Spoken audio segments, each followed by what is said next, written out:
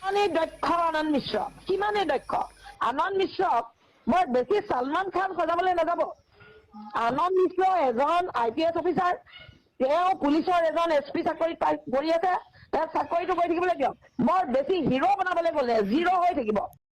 হয় দিয়ক শিখাবা, আপুনি ঠিকে কৈছে।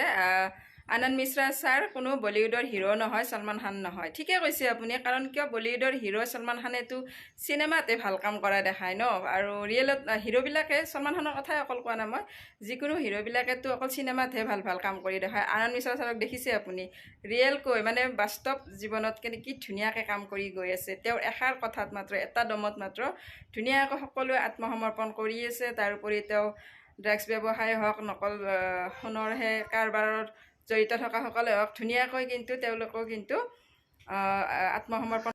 আৰু আপুনি কৈছে নহয় আনন্দ মিশ্ৰাক কিয় গামোচা পিন্ধাব লাগে। হয়, তেখেতক গামোচা পিন্ধাব নালাগে, তেখেতে এতিয়া মেডেল পোৱাৰহে উপযোগী হৈছে। তেওঁ এতিয়া ধুনীয়া ধুনীয়া মেডেলহে পাব লাগে, তেওঁ বঁটা পাব লাগে, যিবোৰ কাম মানে আগৰ পুলিচবিলাকে কৰিব পৰা নাছিলে। তো সেই কাম আনন্দ মিশ্ৰা ছাৰে কৰি দেখুৱাইছে।